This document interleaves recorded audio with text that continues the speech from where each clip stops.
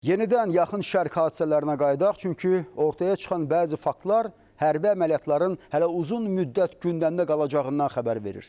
Belə ki, rəsmi məlumatlara görə ABŞ-nin İrana qarşı müharibəsi indiyə qədər 37,5 milyard dollara başa gəlib. Amerika tərəfi 1,5 trilyon dollarlıq müdafiə büdcəsini orduya investisiya etməyə hazırlaşır. İndiyədək münaqişə zamanı ümumilikdə 18 Amerika hərbiçisi həlak olub. Hərbi əməliyyatlar zamanı yaralanan hərbiçilərin sayı 500-ü ötüb. 100 Amerikalı hərbiçinin müxtəlif dərəcəli xəsarətlər aldığı qeyd edilir. Elə bu faktlar da müharibə təhdidinin hələ uzun müddət qalacağı üçün zəmin sayıla bilər.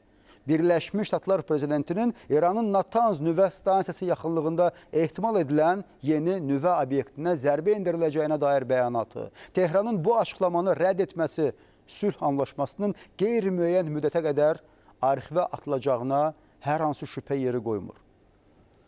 Prezident Trump'ın Hörmüz boğazından keçən gəmilərə İranın endirəcəyi hər zərbəyə görə Tehran yaxınlığındakı elektrik stansiyaları və körpülərə cavab zərbələrinin endiriləcəyinə dair xəbərdarlığı gərginliyi pik həddə çatdırıb. Boğazın İrana aid hissəsinin minalanması və baş verən partlayışlar isə tərəflərin açıq savaşa başladıqlarına dəlalət edir. İran prezidenti Məsud Pezeşkiyan bildirir ki, Amerika Birləşmiş Ştatlarının hərbi zərbələri ölkədə iqtisadi böhranı dərinləşdirir. Parlamentin spikeri Məhəmməd Baqir Qalibov isə İran neft sata bilməyəcəyi təqdirdə yaxın şərqdə heç kimin neft sata bilməyəcəyini deyir. Proseslər eskalasiyanın dərinləşməsi istiqamətine getsə də hər kəs, o cümlədən Azərbaycan, bölgədə sülhün yaranmasını arzulayır və buna da inanır. Biz sülhün mümkün olduğuna inanırıq. Hesab edirəm ki, bunu təkcə biz deyil, həm də bu qarşıdurmanı və qan tökülməsini dayandırmaq üçün əllərindən gələni edən vasitəçi ölkələr də düşünürlər.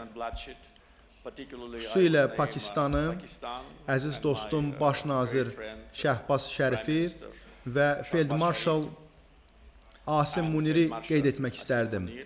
Onlar Amerika Birləşmiş Ştatları ilə İran arasında vasitəçilik səylərində həqiqətən böyük iş gördülər və mühüm uğur qazandılar. Təəssüf ki, bu uzun sürmədi, lakin ümid edirəm ki, hazırki münaqişənin alovlanması da uzun sürməyəcək.